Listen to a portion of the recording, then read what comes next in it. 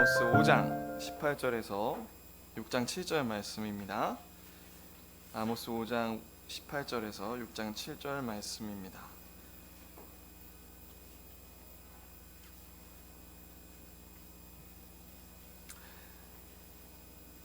교독하시겠습니다. 화 있을진저 여호와의 날을 사모하는 자여, 너희가 어찌하여 여호와의 날을 사모하느냐? 그날은 어둠이요 빛이 아니라 사람이 사자를 피하다가 곰을 만나거나 혹은 집에 들어가서 손을 벽에 대었다가 뱀에게 몰림 같도다. 여호와의 날은 빛이 없는 어둠이 아니며 빛남 없는 캄캄함이 아니냐? 내가 너희 절기들을 미워하여 멸시하며 너희 성회들을 기뻐하지 아니하니, 너희가 내게 번제나 소제를 드릴지라도 내가 받지 아니할 것이요 너희의 살찐 희생의 화목제도 내가 돌아보지 아니하리라. 내 노랫소리를 내 앞에서 그칠지어다. 내 비파 소리도 내가 듣지 아니하리. 오직 정의를 물같이 공의를 마르지 않는 강같이 흐르게 할지어다. 이스라엘 족속아, 너희가 4년 동안 광야에서 희생과 소제물을 내게 드렸느니, 너희가 너희 왕 굿과 기운과 너희 우상들과 너희가 너희를 위하여 만든 신들의 별 형상을 지고 가리라. 내가 너희를 다메섹 밖으로 사로잡혀 가게 하리라. 그의 이름이 만군의 하나님이라 불리우는 여호와의 말씀하셨는. 화 있을진저 시온에서 교만한 자와 사마리아 산에서 마음이 든든한 자, 곧 백성들의 머리인 지도자들이여, 이스라엘 집이 그들을 따르는도다. 거기에서 큰 하맛으로 가고 또 블레셋 사람의 가드로 내려가라. 너희가 이 나라들보다 나으냐? 그 영토가 너희 영토보다 넓으냐? 너희는 흉한 날이 멀다 하여 포악한 자리로 가까워지게 하고 상하상에 누우며 침상에서 기지개를 켜며 양떼에서 어린 양과 오리에서 송아지를 잡아 먹고 비파 소리에 맞추어 노래를 지절거리며 다윗처럼 자기를 위하여 악기를 제조하며 대접으로 포도주를 마시며 귀한 기름을 몸에 바르면서 요셉의 환난에 대하여는 근심하지 않는 자들이로다. 같이 읽겠습니다. 시작. 그러므로 그들이 이제는 사로잡히는 자 중에서 앞서 사로잡히리니 기지개 켜는 자의 떠드는 소리가 그치리라. 아멘. 잠시 기도하겠습니다. 사랑하신 아버지 하나님, 부족한 제가 하나님 앞에 말씀을 선포합니다. 성령께서 역사하시고 성령께서 이 말씀을 붙들어 주셔서 우리 듣는 모든 우리 지체들이 마음을 열어 하나님의 말씀을 고민하며 그 가운데 하나님이 원하시는 바를 깨달으며 우리의 죄를 돌아보는 시간이 될 수 있도록 하나님 함께하여 주시옵소서.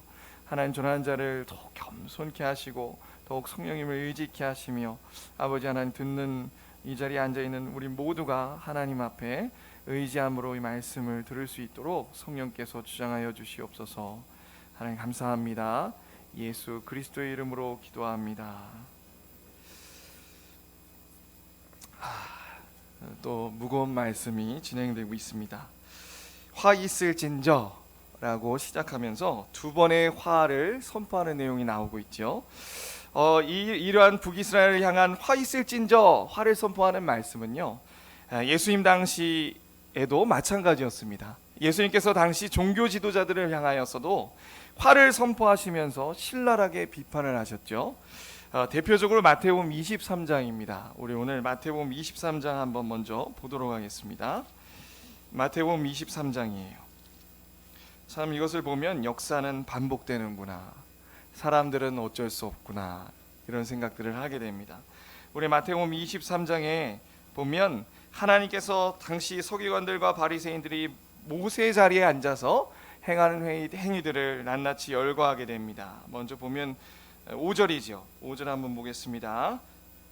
그들의 모든 행위를 사람에게 보이고자 하니 곧 그 경문띠를 넓게 하며 옷수를 길게 하고 잔치의 윗자리와 회당의 높은 자리와 시장에서 문안받는 것과 사람에게 랍비라 칭함을 받는 것을 좋아하느니라.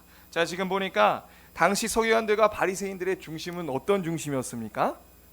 나 자신을 위하고 자신을 높이는 중심이었어요. 그런 중심으로 하나님 앞에 종교 지도자 생활들을 하고 있었습니다. 그런데 예수님께서 그들을 어떻게 얘기하고 계십니까? 우리 보십시오. 12절부터 우리 13절 한번 같이 읽겠습니다. 시작. 누구든지 자기를 높이는 자는 낮아지고 누구든지 자기를 낮추는 자는 높아지리라. 화 있을진저 외식하는 서기관들과 바리새인들이여, 너희는 천국문을 사람들 앞에서 닫고 너희도 들어가지 않고 들어가려 하는 자도 들어가지 못하게 하는도다. 자신을 높이고 사람들 앞에서 높은 자리에 앉고자 하는 당시 종교 지도자들을 뭐라고 얘기하십니까? 너희에게 화가 있을 거야, 이 외식하는 자들아. 야, 이거 한번 생각해 보세요. 정말 우리가 예수님 당시 이 자리에 있었습니다. 여러분들이 서기관이시고 또 바리새인이셨어요. 오해하지 말 것은 서기관과 바리새인들은요, 당시 사람들이 보기에 그렇게 나쁜 사람들이 아니었습니다.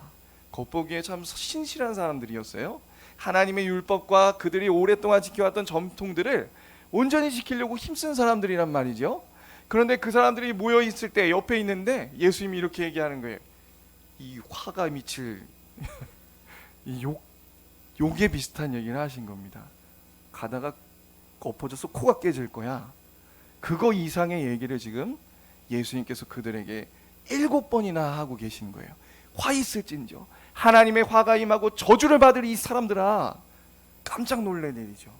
서기관과 바리새인들도 깜짝 놀랄 일일 뿐만 아니라 당시 그 자리에 있었던 많은 사람들이 참 충격적인 얘기를 듣고 고민하지 않을 수 없었을 겁니다. 그런데 그들이 어떤 모습으로 신앙생활을 하고 있었냐? 우리 23절부터 28절 한번 같이 한번 읽겠습니다. 시작. 화 있을진저 외식하는 서기관들과 바리새인들이여, 너희가 박하와 회향과 근처의 11조는 드리되 율법에 더 중한 바 정의와 긍휼과 믿음은 버렸도다. 그러나 이것도 행하고 저것도 버리지 말아야 할지니라. 맹인된 인도자여, 하루살이는 걸러내고 낙타는 삼키는도다. 화 있을진저 외식하는 서기관들과 바리새인들이여, 잔과 대접의 겉은 깨끗하되 그 안에는 탐욕과 방탕으로 가득하게 하는도다. 눈먼 바리새인이여, 너는 먼저 안을 깨끗이 하라. 그리하면 겉도 깨끗하리라. 화 있을진저 외식하는 서기관과 바리새인들이여, 회칠한 무덤 같으니 겉으로는 아름답게 보이나 그 안에는 죽은 사람의 뼈와 모든 더러운 것이 가득하도다. 이와 같이 너희도 겉으로는 사람에게 옳게 보이되 안으로는 외식과 불법이 가득하도다. 참 너무나도 신랄한 비판입니다. 누가 봐도 여기에도 나왔죠. 겉으로는 아름답게 보입니다. 겉으로는 아무렇지 않은 듯 보이고 오히려 신실하게 하나님을 잘 따르는 것 같아요. 그런데 하나님이신 예수님의 눈으로 그들의 속을 들여다보니 그들은 회칠한 무덤 같고 더러운 것이 가득해 외식과 불법으로 가득 차 있는 사람들이었다는 겁니다. 그래서 예수님께서 심각하게 화 있을진저 7번이나 선포하시는 장면을 우리가 살펴볼 수 있어요. 오늘날 보면 이런 사람들입니다. 어떤 사람들일까요? 오늘날로 환원하여 말씀드리면 주일 오전 예배 드리고 오후 예배도 드리고 수요 예배, 금요 묵상 모임, 주중에 있는 모든 성경 공부를 다 참여하고 심지어 새벽 예배도 하루도 빠지지 않는 사람들이 이 사람들이었어요.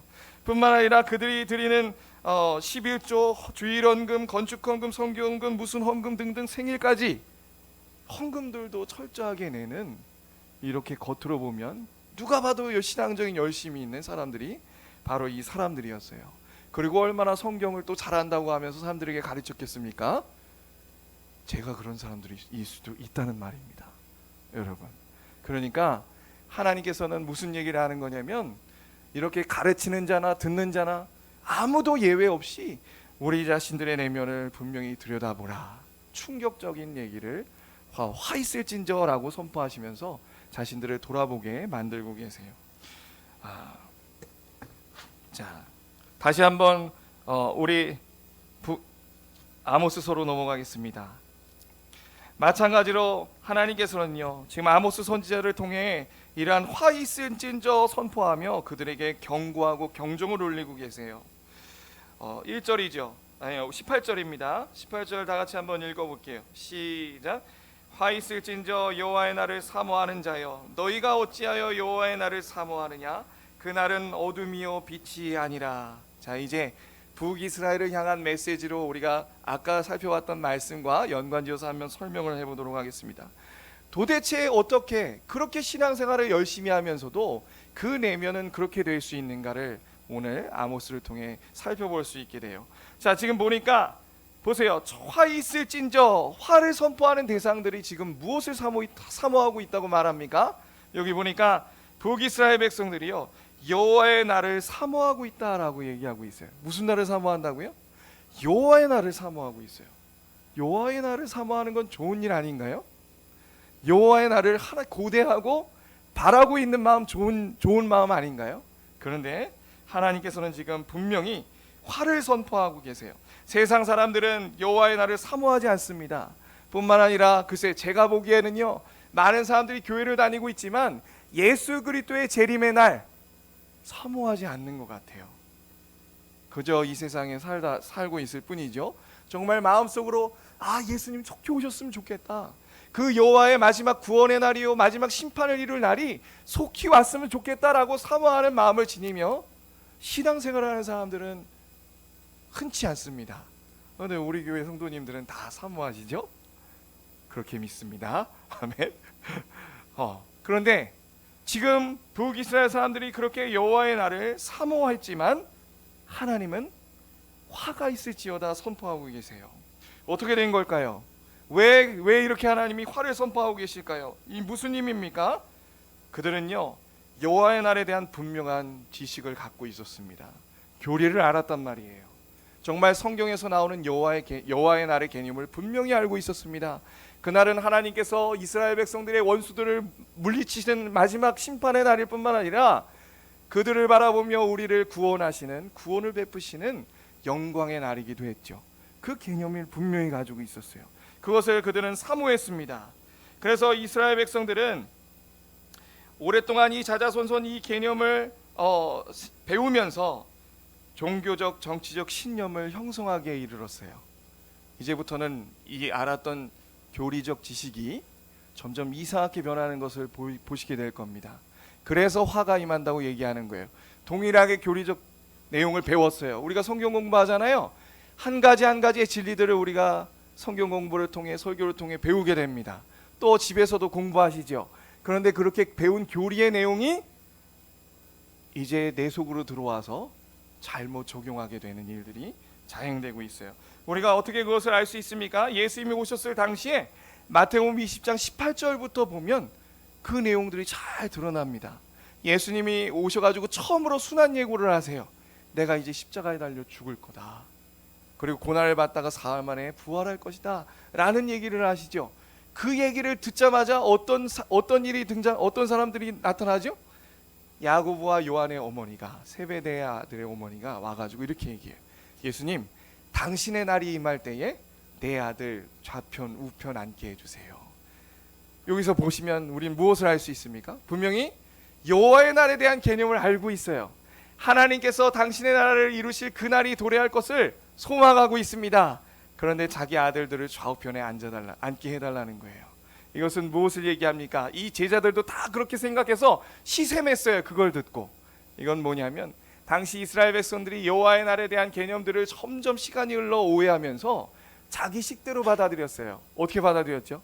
실제로 로마의 정권을 잡은 그 나라를 부수고 메시아가 오시면 자신들을 그 노예 생활에서 해방시켜줄 정치적인 메시아를 고대하는 여호와의 날로 바꿔버렸습니다. 사실 성경적인 개념은 그런 내용이 아니거든요. 그래서 이스라엘 백성들은 제자들뿐만 아니라 다 그런 모습으로 예수님을 환영했죠.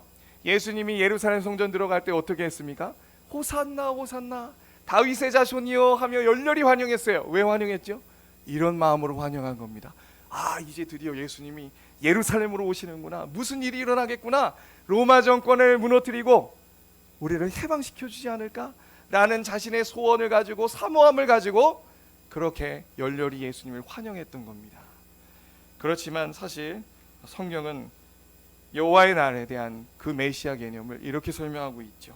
이렇게 설명하고 있지 않죠. 우리는 이 대목에서 무언가 잘못되었음을 감지하게 됩니다. 그들은 분명 여호와의 날에 대한 교리를 배우고 알고 있었는데 어느새 그 개념이 잘못 적용되어서 어떻게 된 거냐면 그릇된 확신에 빠지게 되었습니다. 무슨 확신이요? 그릇된 확신에 빠지게 됐어요. 보세요. 북이스라엘 백성들이 왜 여호와의 날을 사모하게 됐습니까? 자신들은요 마땅히 의인이기 때문에 어떻게 되리라 생각했어요. 그날이 오면 구원에 참여하리라 생각했어요. 원수들은 멸망하지만 자신들은 그 여호와의 날이 임하면 그 구원의 은혜에 참여하리라 굳건히 믿었습니다. 그런데 그것은 그릇된 확신이었어요. 그래서 아모스가 그렇게 화 있을진저 얘기하고 있습니다. 자, 여기서 우리가 오해하면 안 되는 것은 구분하셔야 돼요. 구분. 완전히 분리되진 않지만 우리가 천국 가는 그 여호와의 날만을 얘기하고 있지는 않습니다. 꼭 맞진 않아요. 이렇게 북이스라엘 백성들이 화 있을진저 하면서 너희 여호와의 날 너희 참여하는 구원이 너희에게 있는 것이 아니야. 그날이 오면 심판이 있을 거야 선포하잖아요. 여기서의 심판은 궁극적으로는 30년 후에 아수르가 쳐들어와서 심판의 징계가 이루어질 그날을 첫 번째로 얘기하는 겁니다. 그렇게 적용할 때 꼭 맞아요. 그런데 또 완전 우리의 구원과 완전히 구별되진 않습니다. 감이 오시죠? 그러니까 이것을 감안해서 너무 혼란스럽게 들으시면 안 돼요. 첫 번째는 이 날을 어떻게 선포되는 거라고요? 진짜 북이스라엘 백성들이 30년 후에 맞이할 여호와의 날을 의미하는 거예요. 근데 그들이 착각하는 것은 뭐라고요? 나는 이인이니까, 나는 하나님이 누가 보기에도 하나님이 기뻐하시고 하나님 앞에 신앙생활 잘하고 있으니까 여호와의 날이 임하면 나는 구원받게 될 거야.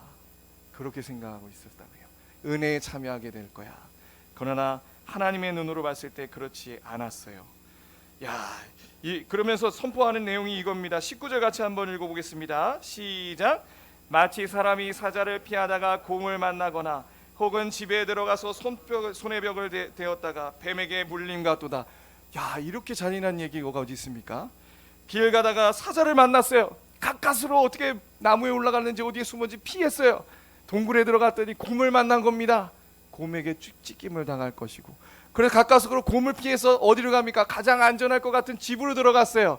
집에 들어가서 헉헉 숨을 내쉬며 가쁜 숨을 내쉬며 손을 벽에 댔더니 금세 독사가 물어서 그 자리에서 즉사하고 말 거야 라는 이런 무시무시한 얘기를 지금 북이스라엘 백성들한테 하고 있는 겁니다.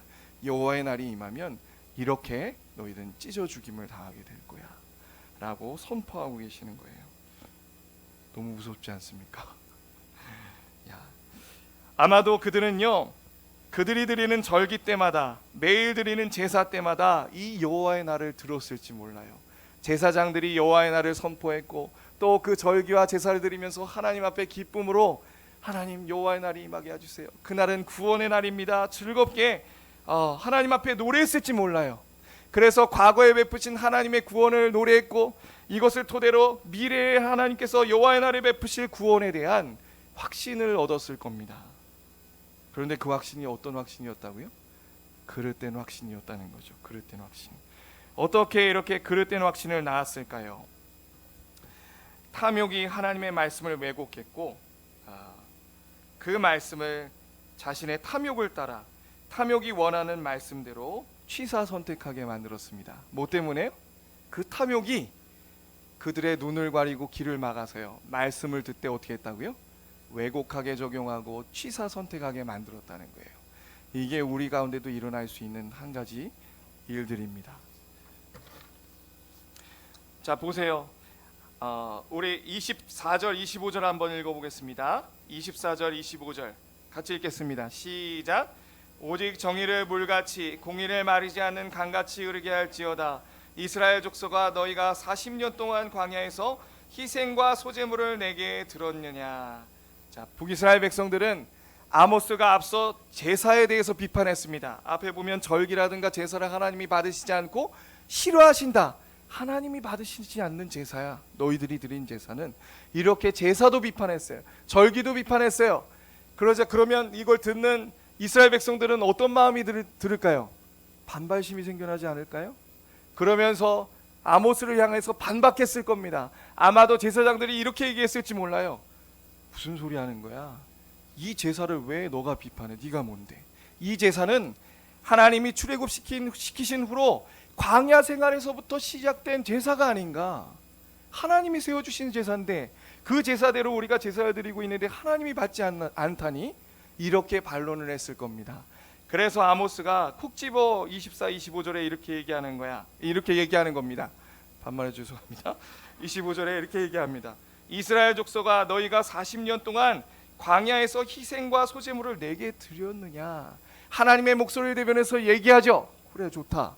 너희가 광야에서 제사를 드렸다고? 드렸지, 맞지? 그런데 왜 정의와 공의는 버렸느냐. 생각해 보십시오. 이게 무슨 얘기냐면, 출애굽기를 읽어보신 분은 아십니다. 하나님께서 출애굽의 놀라운 장자를 멸하는 재앙을 통해 출애굽이 시작됐어요. 그래서 처음 명하신 건 분명 유월절 절기입니다. 구원의 은혜를 상기하도록요. 그러고 나서 신의 광야에 갑니다. 그래서 하나님과 역사적인 언약을 체결하죠. 그런데 그 19장과 그 처음을 읽어보면요, 구체적인 제사는 등장하지 않아요. 오히려 어떤 말씀이 등장합니까? 하나님께서 왜 이스라엘 백성들을 구원하시고 언약을 체결하셨는지 목적이 나와요. 너희는 제사장 나라가 될 것이고 거룩한 백성으로 삼을 것이다. 그게 부르신 목적이다. 목적이 나옵니다. 그리고 나서 하나님께서 처음으로 선포하시는 말씀이 무엇인지 아십니까? 십계명이에요. 십계명. 하나님의 정의와 공의를 세우는 삶을 얘기하는 십계명이라고요. 그러니까 지금 아모스가 그들을 향하여서 하는 얘기가 뭐냐면, 제사 맞지. 그러나 너희 제사는 하나님 받으시지 않아. 왜? 너희는 제사만 취했기 때문이다. 너희는 제사만 취하고 하나님이 명하신 공의와 정의를 행하는 삶은 완전히 내팽개쳐 버렸기 때문이야. 이렇게 표현하는 거예요. 여러분 생각을 해보십시오. 이 하나님 앞에 제사 드리는 것과 우리가 삶에서 그 제사의 원리대로 사는 것은 구분이 되지만 분리할 수 없어요. 인정하십니까? 왜죠? 제사가 어떤 내용인데요? 북이스라엘 백성도요, 그 제사를 드리면서 분명히 메시지를 받았습니다. 무슨 메시지요? 야, 우리의 죄가 그렇게 심각해서 이 제물이 찢어 죽임을 당해야 하는구나. 하나님은 공의로우신 분이구나. 우리가 죄짓지 않으면서 살아야지. 그리고 또 제사를 지으면서 어떤 마음을 배웠을까요? 아, 그렇구나. 하나님이 그 정도로 우리를 사랑하셔서 우리가 이렇게 죄인임에도 불구하고 이 제사를 통해 나의 죄를 용서하시는 그 사랑이 풍성하신 분이구나. 메시지를 늘 받지 않았겠습니까? 그러니까 그렇게 제사 드리는 것 자체가 중요한 것이 아니라 그 의미가 중요했다고요. 그 의미를 보면 하나님은 공의의 하나님이자 사랑의 하나님이셨어요. 그런데 그런 의미는 쏙 빼놓고 제사를 드리면서 자신들의 내면을 돌아보고 변화되지 않은 채 어떻게 한 거예요? 제사로 신앙을 대체해버렸습니다. 제사만으로. 왜죠? 그들이 탐욕이 그것을 원하기 때문이에요. 자신이 제사를 열심히 드린 거, 하나님 앞에 헌금, 헌물 이런 거 많이 드린 거, 하나님이 이거 드리면 받아주겠지. 그리고 이거 내가 열심히 행하면 하나님이 나를 복받고 잘되게 해주겠지 라는 탐욕을 쓴 그 중심으로 하나님의 말씀을 왜곡하고 자신의 영적인 상태를 보지 못하는 지경에 이르는 거예요. 이것을 마태복음 23장 23절에 뭐라고 합니까? 이 말씀이 핵심이죠. 한번 넘겨주시겠습니까? 마태복음 23장 23절입니다. 꼭 이 말씀이 북이스라엘 백성들의 상태와 똑같아요. 자, 같이 한번 읽겠습니다. 시작. 화 있을진저 외식하는 서기관들과 바리새인들이여, 너희가 박하와 외양과 근처에 11조는 들이되 율법에 더 중한 바 정의와 긍휼과 믿음은 버렸도다. 그러나 이것도 행하고 저것도 버리지 말아야 할지니라. 그들은요, 자신의 탐욕을 따라서 눈과 귀를 가리고 하나님의 말씀을 왜곡했습니다. 취사 선택했어요. 그리고는 자신을 그 제사를 통해 높이는 일들을 수없이 반복해서 그들의 삶에서 행했습니다. 여러분들, 그러나 순종이 없는 제사, 마음으로부터 하나님을 사랑해서 순종하는 그 순종이 없는 제사는요, 드리면 드릴수록 하나님과 멀어지게 만든다는 사실을 꼭 기억하시기 바랍니다. 뭐라고요? 순종이 없는 제사는요, 하나님의 말씀에 따라 십계명의 공의를 실천하고 정의를 실천해야 될 책임이 우리에게 있어요. 은혜 받은 자는 마땅히 그렇게 살아야 되는 겁니다. 은혜 받을수록 더 점점 오늘보다 내일 더 조금씩 그렇게 변해가야 되는 게 정상이라고 성경은 말하고 있어요. 그게 또 구원받은 사람이라 얘기하고 있습니다. 그런데 때로는 구원받은 사람도 죄 때문에 그런 순종을 잊어버리고 살 때가 많아요. 단지 우리가 오늘 드리는 주일 예배 나온 걸로, 그리고 내가 드린 헌금 때문에 나는 하나님 앞에 예배 잘 드렸어, 이렇게 착각할 수 있다고요. 그러나 하나님은 그 예배만 모시지 않는다는 사실을 기억하시기 바랍니다. 이 자리에 한 분 한 분이 모여 계신데, 하나님은요, 한 주 동안 우리가 어떻게 살았는가, 그리고 그 삶을 가지고 어떻게 이 자리에 나와 어떤 중심으로 하나님 앞에 예배 드리는가, 이렇게 우리의 예배를 지금 보고 계신다는 사실을 잊지 마시기 바랍니다. 죄송합니다. 저도 한 주 동안 참 볼 때 왜 이렇게 하나님 뜻대로 못 살았는지 참 부끄러움이 많아요. 자, 한 가지의 분명한 요점, 탐욕을 따라 순종 없는 제사를 그들이 드렸다. 그래서 양심이 점점 둔해졌어요. 하나님과 멀어지면서도 그들은 자신의 영성 상태를 깨닫지 못하고 오히려 잘하고 있다 생각했습니다. 참 무서운 일이죠. 우리 속에도 나타날 수 있는 일들임을 기억해야 할 것입니다.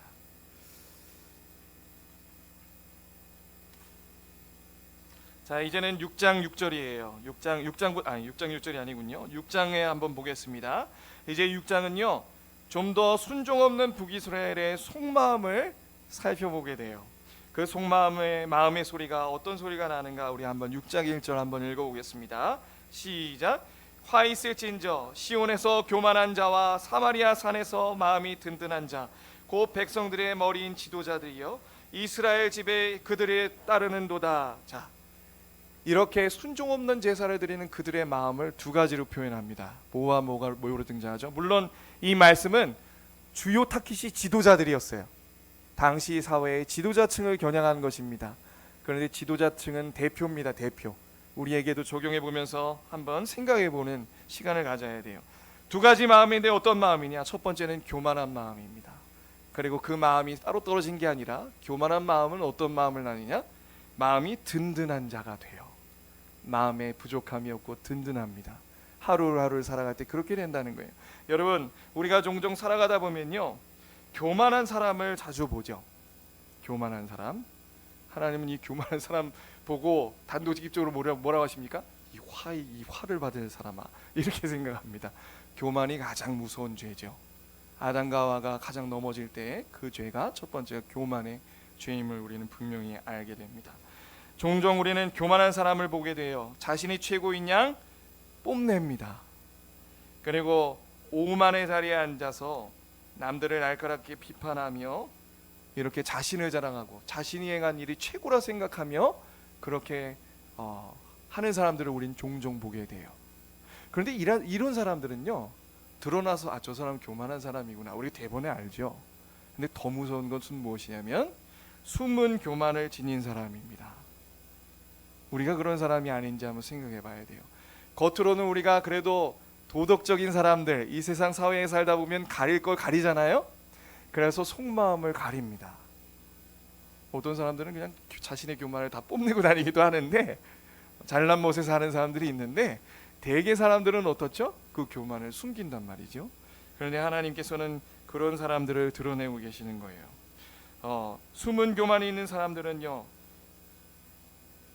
이 교만은 포괄적인 개념인데 한마디로 얘기하면 자기중심적입니다.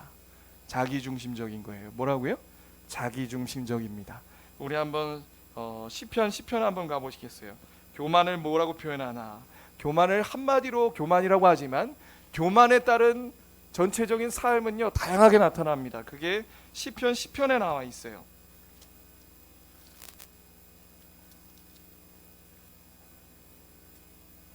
시편입니다. 그 사람이 자신이 착각할 수도 있습니다. 난 교만한 사람이 아니야. 그리고 나는 그렇게 살고 있지 않아. 그러나 하나님이 보시기에 이렇게 살고 있다는 거예요. 아까 우리가 살펴봤듯이 북이스라엘 백성들이, 또 사두개인과 바리새인들이 겉으로는 신실했을지 몰라요. 예배도 잘 드리고요.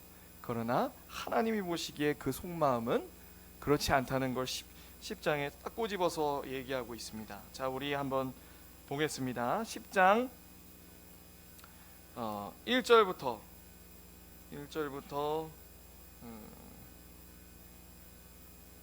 7절까지입니다. 일단은 3절까지만 한번 같이 한번 읽어보겠습니다. 시작. 여호와여 어찌하여 멀리 서서 어찌하여 환난 때에 숨으시나이까. 악한 자가 교만하여 가련한 자를 심히 압박하오니 그들이 자기가 베푼 꾀에 빠지게 하소서. 악인은 그들의 마음에 욕심을 자랑하며 탐욕을 부리는 자는 여호와를 배반하여 멸시하나이다. 자 보세요. 또 환난의 때를 말하고 있습니다. 환난의 때에 하나님 숨지 마소서. 왜요? 교만한 자를 쳐야 됩니다. 그 얘기예요. 그런데 이 교만한 자가 어떻게 합니까? 행하는 행위들을 보니까 가련한 자를 압박하기도 하고 자기가 베푼 꾀에 빠진다는 거예요. 환난의 때에. 그 중심으로 살아간 걸 갚을 때가 온다는 얘기입니다. 그런데 그 마음은 어떤 마음이냐? 이렇게 설명하고 있어요. 악인은 그의 마음에 무엇을 자랑합니까? 욕심을 자랑하며 탐욕을 부리는 자는 여호와를 배반하여 멸시하니이다. 자, 그 중심에 우리 핵심적으로 볼 단어가 무엇입니까? 문장이 여호와를 배반하여 멸시하는 거예요. 교만한 그 자체는요, 자신이 알게 모르게 하나님을 향한 반감과 대적을 가지고 있습니다. 언제든지 어떤 사건 사고가 날 때마다 하나님의 뒤를 칠 궁리를 하고 있어요. 교만한 사람은 여호와를 배반하고 멸시하고 있습니다. 중심으로. 그리고 또 어떻게 얘기합니까? 우리 또 4절 한번 읽어보겠습니다. 시작. 악인은 그의 교만한 얼굴로 말하기를 여호와께서 이를 감찰하지 아니하신다 하며 그의 모든 사상에 하나님이 없다 하나이다. 자 보세요. 지금 뭐라고 합니까? 교만한 얼굴로 또 얘기하죠. 교만이 계속 강조되고 있습니다. 이게 교만에 대한 설명하는 장이에요. 교만한 얼굴로 살아가는 게 하나님 앞에 살아가는 거예요. 근데 뭐라고 하냐면 여호와께서 이를 감찰하지 아니하신다. 교만한 자를 이렇게 표현하는 겁니다. 그러니까 자기가 죄를 지으면서도 하나님을 생각하지 않아요. 하나님을, 지금 생각 속의 얘기입니다. 하나님을 생각하는 게 없어요. 하나님 앞에 살아간다는 그런 의식이 없어요. 인격적인 의식이 없다고요, 이 사람들은. 그런데 착각할 수 있는 거예요. 나는 하나님 앞에 살고 있다. 그리고 또 뭐라고 얘기합니까? 그 모든 사상에 하나님이 없습니다. 심지어 이렇게 얘기하죠. 모든 사상에 하나님이 없다. 이 사상은 생각들의 모음입니다. 참, 만약에 우리가 하루 동안에 어떤 생각을 하는지를 다 바로바로 칠 수 있는 그런 어떤 타자기가 있다면 우리가 어떤 생각을 하고 사는지가 적나라하게 드러나겠죠. 그런데 이 교만한 자는 신앙생활을 하면서도 어떻다고 합니까? 모든 생각에 하나님과 결부되지 않아요. 착각하는 겁니다. 그저 이 세상 사람들이 살아가는 것처럼 세상 것에 온통 관심이 쏠려 있고, 세상 것에 내가 어떻게 하면 이 세상의 낙을 누릴까? 생각이 육신적으로 돌아가요. 육체의 소욕이 있는 거죠. 육신적으로 돌아갑니다. 그 성향에 사로잡혀 사는 거예요. 교회 다니면서도 그럴 수 있다는 것을 명심하시기 바랍니다. 생각과 감정이 어디로 흘러간다고요? 하나님이 없는 세상으로 다 돌아가는 거예요. 그런데 때로는 교회에 나와서 설교를 듣습니다. 때로는 성경 말씀을 들어요. 만약에 구원받지 못한 사람이라면 그 말씀이 뿌리를 내리지 못한 거로 잠시 들을 때에는 기쁨으로 받을 수 있어요. 그리고 잠시 겉으로는 변할 수 있습니다. 그런데 뒤돌아보면 어떻게 되는 거죠? 이 세상 일들에 또 매몰되는 거예요. 그럼 또다시 하나님을 생각하는 것 같지만 다시 돌아보면 모든 사상에 하나님이 없습니다. 이게 교만한 사람이에요. 교만한 사람. 그 다음에 또 뭐라고 하나요? 그래서 결국에 그 모든 사상에 하나님이 없으니까 5, 7절 같이 한번 읽어보겠습니다. 시작. 그의 길은 견고하고 주의 심판은 높아서 그에게 미치지 못하오니 그는 그의 모든 대적들을 멸시하며 그의 마음에 이르기를 나는 흔들리지 아니하며 대대로 환난을 당하지 아니하리라 하나이다. 그의 입에는 저주와 거짓과 포악이 충만하며 그의 혀 밑에는 잔해와 죄악이 있나이다. 참, 이렇게 교만한 사람을 표현하고 있지만 본인은 그렇게 살아가지 않는다 생각해요. 왜냐하면 뚜렷하게 감옥에 간 사람들처럼 죄짓지 않았기 때문입니다. 근데 이거는 세상 사람들이 바라보는 거고, 이렇게 교만한 사람들은 그 생각이 세상 사람들과 별반 다르지 않기 때문에 자신의 죄를 돌아보지 못합니다. 그저 세상 사람들이 바라보는 수준에서 자신을 바라보죠. 그리고 남과 비교하면서 자신을 의인이라 생각합니다. 나는 쟤보다 그래도 떳떳하게 사는데, 나는 쟤보다 그래도 예배를 드리는데, 나는 쟤보다 더 교회를 섬기는데, 더 착한 일 하는데, 이런 걸로 자신의 양심을 속입니다. 그러면서도 하나님에 대한, 죄를 지면서도 심판에 대한 두려움이 전혀 없어요. 두렵고 떨림이 없습니다. 그리고 또 뭐라고 얘기하냐, 내 마음이 나는 흔들리지 않아 든든합니다. 자신을 의지하기 때문에요. 생각 속에 또 감정 속에 늘 자신이 주도적으로 자신의 인생을 좌지우지하고 모든 계획과 모든 그 목적을 성취하기 위해 자신을 의지하기 때문에 마음이 든든합니다. 이게 참 여러분들 생각해 보시기 바라요. 사람마다 뭔가 계획을 세우고 이루는 성취도가 달라요. 어떤 사람들은요, 머리가 너무 좋아가지고, 또 어떤 사람은 끈기가 남보다 절제력이 강해서 끈덕지게 앉아서 공부하죠. 저도 이렇게 막 끈덕지게 앉아서 공부하는 스타일은 아니었던 것 같습니다. 자주 왔다 갔다 했죠. 사람마다 다르단 말이에요. 근데 좀 더 자신이 그냥 태어날 때부터 자라오면서 환경이 그렇게 만들어졌든 인내가 있고 끈기가 있는 사람들이 있어요. 그리고 남보다 좀 더 우리가 보기에 착한 사람이 있어. 그런 사람들은 속기 쉽습니다. 왜냐하면 자신을 깨끗한 사람이라고 생각하기 때문이죠. 또 자신을 정말 의지 있는 강한 사람이라고 생각하기 때문이에요. 오히려 그런 사람들은 더 참 쉽지 않은 사람들입니다. 그래서 마음이 든든하고 나는 환난을 당하지 않지, 그런 생각들을 하고 살지 않아요. 그러나 하나님이 보시기에는 거짓과 포악의 마음들, 회칠한 마음들로 가득한 사람이 바로 교만한 사람이요, 마음이 든든한 사람들입니다. 이렇게 마음이 든든한 사람들은요,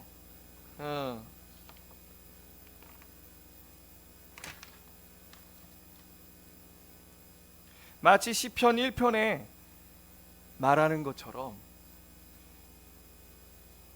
악인의 꾀를 따르고 죄인의 길에 서고 오만한 자리에 앉아서 하나님을 대적합니다. 그런데 시편 1편 보면 분명한 구분이 있죠. 하나님께 복 있는 사람은 어떤 삶을 살아갑니까? 복 있는 사람은 하고 중간에 대조하면서 복 얻지 못한 사람이 악인의 꾀를 쫓고 오만한 자리에 앉고, 결론부로 무엇을 얘기합니까? 오직 여호와의 율법을 즐거워하여 그의 율법을 주야로 묵상하는 자로다, 이렇게 얘기해요. 여러분, 복 있는 사람은 어떤 사람이라고요? 하나님의 말씀을 주야로 즐거워함으로 묵상하는 자로다. 왜 이렇게 복 있는 사람은 하나님의 말씀을 주야로 묵상하고 싶을까요? 왜 그렇죠? 아이러니하게도 말씀을 통해 하나님을 인격적으로 만나면서 내 자신이 얼마나 부유하지 못한 자인가, 내 자신이 얼마나 하나님 앞에 영적으로 무능하고 죄를 질 수밖에 없는 죄인인가를 깨닫기 때문입니다.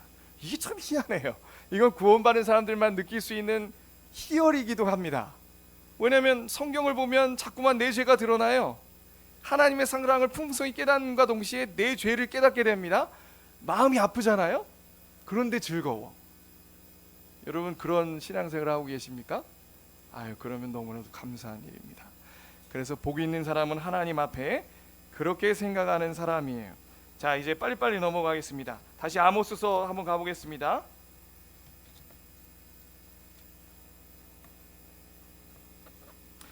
자, 이제 아모스가 두 인물을 들어서 이렇게 설명해요. 자, 아까 우리가 보이는데, 아까 우리 시편 말씀 본 거 생각하면서 이 말씀을 정리하며 두 인물을 제가 언급하도록 하겠습니다. 자, 보세요. 3절부터 보니까 흉한 날이 멀다 하여 포악한 자리로 가까워진다. 하나님의 심판의 날이 있음을, 공의의 날을 집행할 날이 있음을 생각하지 않아서 죄 짓는 자리에 앉는 거예요. 가까워지는 거예요. 시편 1편 말씀하고도 똑같죠. 그리고 그 사람들은 어떻게 합니까? 자신의 탐욕을 따라, 욕심을 자랑하는 그 마음을 따라 상아상에 누우며 침상에서 기지개 켜며 양떼에서 어린 양과 우리에서 송아지를 잡아먹는 거예요. 자신이 열심히 수고해서 자신의 노력으로 얻은 상아상에 누워서 누립니다. 그리고 남들이 먹지 못한 뭐를 먹어요? 어린 양을 잡아 별미를 먹고 송아지를 잡아 별미를 먹으면서 즐기는 거예요. 그것 자체가 죄가 아니라 그런 중심으로 이렇게 살아간다 이 말입니다. 그리고 또 5절에 보니까 어떻게 살아갑니까? 심지어 악기를 부르는데 비파 소리에 맞춰서 노래를 제잘거리며 다윗처럼 자기를 위하여 뭐 한다고요? 악기를 제조한다. 자, 그런데 지금 여기서 콕 집어서 뭐라고 얘기합니까? 다윗처럼 자기를 위하여 악기를 제조합니다. 우리가 생각할 때는 다윗은 정말 신앙의 위인 아닙니까? 신앙의 정말 높은 차원에 도달한 다윗 아니겠어요? 이건 뭘 말합니까? 신자도 그렇게 높은 신앙 수준을 겪다가도 어떻게 되는 거예요? 완전히 나락으로 떨어지고 꼬꾸라질 수 있는 거예요. 다윗처럼 자기를 위하여라는 말은 우리는 무엇을, 어떤 죄를 떠올리게 됩니까? 다윗이 젊어서는 정말 사울을 피해 도망다니면서 하나님을 철저히 의지하면서 살았어요. 겸손하게 살았습니다. 순간순간 하나님을 의지하며 기도함으로 살았어요. 그런데 다윗이 정복 전쟁을 거의 마치고 다윗성이 세워지고 성공가도를 달렸을 때 어떻게 됐죠? 자기를 위하여 살기 시작합니다. 그렇게 대단한 위인도. 그래서 게을러 가지고 상하침상인지는 모르겠지만 정오에 일어나서 어떻게 됐죠? 거닐다가 여인의 벌거벗은 모습을 보고 마음에 탐욕이 동했죠. 그래서 여인을 범하고 간접살인을 저지르는, 자기를 위하여 탐욕에 매몰되어 살아가는 사람. 보세요. 이렇게 탐욕에 매몰되어 교만하게 살아가는 사람은요, 남을 피해 줍니다. 남을 생각하지 못해요. 왜냐하면 자기 탐욕만 채워야 되는데. 그러면서도 어떻게 되죠? 한동안, 굉장히 오랫동안 자신을 이렇게 심각한 죄를 지었으면서도 내가 얼마나 하나님 앞에 죄인인 줄 몰라. 이렇게 살아간 게 다윗이죠. 자, 그런데 한편으로는 또 누가 등장하고 있습니까? 6절입니다. 6절 같이 읽겠습니다. 시작. 대접으로 포도주를 마시며 귀한 기름을 몸에 바르면서 요셉의 환난에 대하여는 근심하지 아니하는 자로다. 자, 보세요. 요셉의 환난에 대하여 근심하지 않는 마음들이 이 사람들의 마음엔 있는 겁니다. 이건 두 가지로 생각할 수 있어요. 첫 번째는 뭐냐? 요셉을 환난에 처하게 한 형제들 얘기입니다. 그 사람들도 구원받은 사람들 아니에요? 악한 마음, 시기 질투하는 마음으로 악한 마음을 품고 어떻게 했습니까? 요셉을 구덩이에 빠뜨려 사실 죽이려고 했다가 팔아버렸어요. 그러면서도 요셉을 다시 오랜 동안 만나기까지 그들 어떻게 살았어요? 잘 살았습니다. 요셉을 별로 생각하지 않았어요. 우리가 자칫 신앙생활하면서 내 탐욕에 미몰되어 시기 질투함 때문에 우리가 이렇게 될 수 있다는 얘기예요. 그리고 또 한편으로는 요셉의 환난을 어떻게 또 표현할 수 있습니까? 요셉의 환난은 야곱이 그 전 지구적인 그 지역에 심각한 환난적인 기근이 닥쳤잖아요. 그때 요셉이 그들을 지혜를 발휘해 돌아본 이 사건을 얘기합니다. 그러니까 다윗과 대조가 되는 거예요. 요셉은요, 어려워서 그렇게 끌려갔을 때에도 늘 하나님과 함께하고 동행했어요. 겸손했습니다. 그리고 나서 성공해서 총리 대신이 되었을 때도 자신이 탐욕을 채우기에 급급하기보다 어떻게 했어요? 하나님께서 명하신 그 기근의 어려움 속에 자신들에게 찾아오는 사람들을 굶어 죽지 않도록 돌아봤다고 해요. 다윗과 대조가 되고 있죠. 다윗은 성공가도를 달렸을 때 자신의 탐욕을 따라 하나님 앞에 교만하게 살았지만 이들은 그렇지 않았다. 여러분, 여기서 이 얘기를 하는 포인트를 바로 잡으셔야 됩니다. 하나님이 구원받은 신자일지라도 이렇게 하나님 앞에 탐욕에 매몰되어 살아가면 하나님이 뭐라고 하신다? 화 있을진저. 점점 그 마음으로 죄 지으면서 싸면요, 한 가지의 죄는 또 다른 죄를 낳습니다. 되게 그래요. 한 가지 죄로 멈추는 게 아니라요, 우리가 죄 지면 하나님 앞에 기도하는 것도 게을리하게 되고, 그러다 보면 마음이 강박해져서 옆에 있는 사람들과도 더 관계도 안 좋아지기도 하고, 이렇게 다 죄들이 점점 증가하는 거예요, 여러분. 근데 그 상태를 보시고 하나님 뭐라고 명하신다? 마음이 교만하고 든든한 화 있을진저, 이렇게 설명하는 거예요. 이 아모스 설교를 하다가 늘 드리는 말씀이 있습니다. 하나님의 공의에는요, 하나님의 공의의 저울은 하나님이 생각하시는 분량이 있습니다. 그 저울이 기울어지지 않고 있다가 점점 이렇게 내려와서 평행을 맞추고 기울게 되죠. 그때 하나님의 징계가 임하는 거예요. 불신자도 마찬가지고요, 이건 신자도 마찬가지입니다. 비록 우리가 하나님 앞에 이렇게 살다가 그런 징계를 받을지언정 우리가 구원이 취소되진 않을 거예요. 그러나 그런 고난 속에 우리가 얼마나 고통을 겪게 되겠습니까? 지금 30년 후에 이스라엘 백성들은 이런 자신들의 탐욕을 따라 하나님의 여호와의 징계의 날을 맛보게 돼요.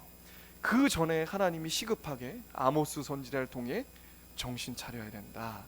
화 있을진저 하나님의 화를 너희 자녀들이 너희 머리에 쐈다니 이게 말도 안 되는 일이 일어나고 있구나, 이렇게 설명하고 있는 거예요. 자, 이제 마지막으로 우리 누가복음으로 정리해 보도록 하겠습니다. 누가복음입니다. 누가복음 6장 말씀입니다. 예수님께서 12제자를 부르시고 나서 누가복음에는 첫 번째 선포하는 말씀, 마태복음하고 동일하죠. 4가지 복과 4가지 화가 등장합니다. 분명하게 대조가 돼요. 라이프 스타일이 분명합니다. 우리가 추구해야 될, 항상 염두해야 될 우리의 하나님 앞에 영적인 특징들은 너무나도 분명해요. 우리 마음들을 잘 살피시기 바랍니다. 먼저 부정적인 것부터 한번 읽어보도록 하죠. 우리 24절입니다. 24절 26절 같이 읽어보겠습니다. 시작. 그러나 화 있을진저 너희 부요한 자여 너희는 너희의 위로를 이미 받았도다. 화 있을진저 너희 지금 배부른 자여 너희는 주리리로다. 화 있을진저 너희 지금 웃는 자여 너희가 애통하며 울리로다. 모든 사람이 너희를 칭찬하면 화가 있도다. 그들의 조상들이 거짓 선지자들에게 이와 같이 하였느니라. 이 사람들은요, 하나님 앞에 화가 임하는 사람들의 특징, 세상 사람들의 칭찬에 민감합니다. 사람들의 칭찬에 민감해요. 우리는 그럴 필요 없습니다. 하나님의 칭찬 마지막 때에 확연히 드러나게 될 거예요. 우리는 그 여호와의 날에 받을 칭찬을 생각하며 사는 사람들이에요. 자, 이렇게 세상 사람들한테 겉으로 칭찬받는 것을 즐겨하는 사람들의 중심은 무엇입니까? 배불러요. 배부릅니다. 왜 배부를까요? 이미 이 세상에서 많은 것들을 얻었어요. 그들의 목적대로, 열심대로 이 세상의 것들을 많이 얻었습니다. 그러면서 그것을 누리면서 웃는 거예요. 이 세상 사람들처럼 세상의 물질, 명예, 이 세상 사람들처럼 행복의 가치관을 정의하며 살아가고 웃고 있어요. 자신들이 그걸 달성하면서요. 그리고 또 뭐라고 합니까? 화 있을진저 그들은 부요한 자입니다. 이미 위로를 얻었어요. 이 세상 것으로부터 이미 위로를 얻었습니다. 이 사람들은 한마디로 얘기하면 어떤 사람들이죠? 하나님 없이도 잘 먹고 잘 살 수 있는 사람들입니다. 하나님 없이도 이 세상 사는 게 아무런 문제가 없는 사람들이에요. 그러나 하나님의 사람들은 뭐라고 얘기합니까? 21절 22절 읽겠습니다. 23절까지요. 시작.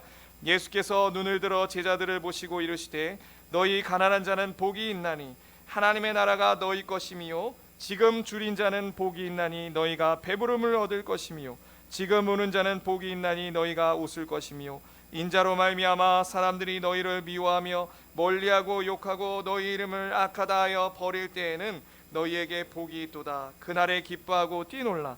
하늘에서 너희 상이 큼이라. 그들의 조상들이 선지자들에게 이와 같이 하였느니라. 자, 보세요. 예수님이 행복자에 대해서 얘기하면서 마음으로부터 시작해서 그들의 삶까지 얘기하고 있는 게 보이십니까? 똑같죠? 똑같아요. 처음에 뭐라고 얘기합니까? 그들의 심령이 가난하다.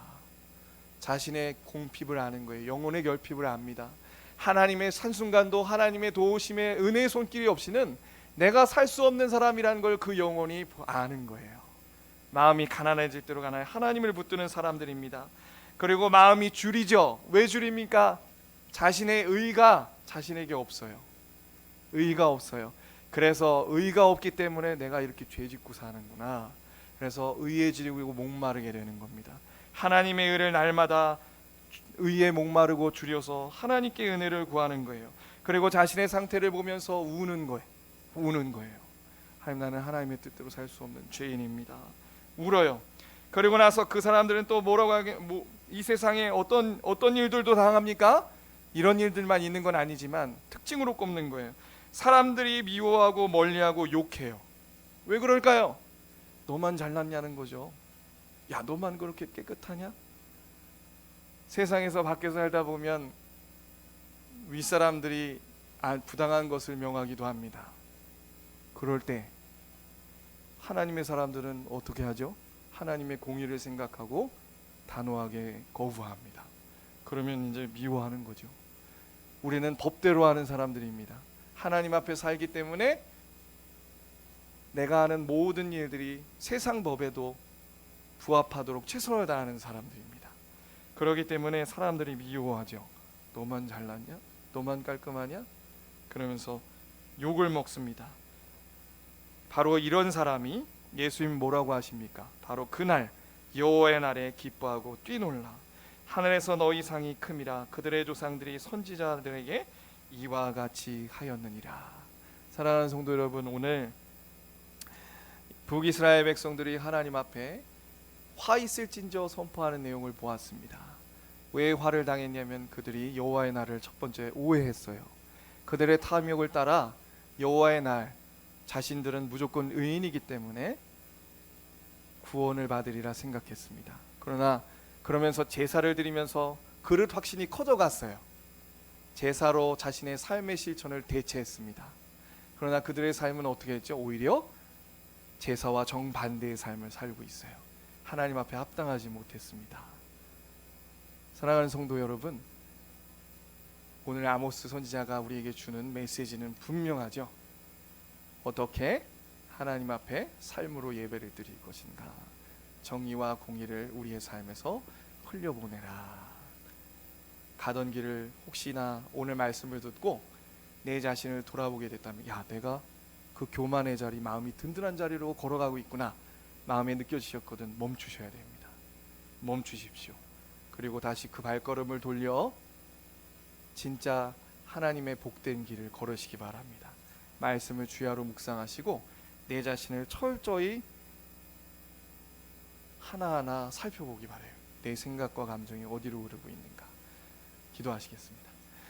사랑하신 아버지 하나님, 감사합니다. 아버지 하나님, 오늘 북이스라엘 백성들의 그 마음으로부터 삶을 돌아보며 우리의 상태를 생각해 보게 됩니다. 아버지 하나님, 정말 우리가 하나님 앞에 합당하지 못한 모습들이 많사오나 첫 번째, 우리의 중심이 정말 예수님께서 선포하신 복 있는 사람들의 마음이 되게 하여 주시옵소서. 하나님, 우리가 심령이 가난하고 우리의 죄를 돌아보며 애통해하며 우리의 가슴을 찢는 의에 줄이고 목마른 우리의 심령이 늘 있게 하여 주시옵소서. 하나님, 감사하며 예수 그리스도의 이름으로 기도합니다. 아멘. 찬양하시겠습니다.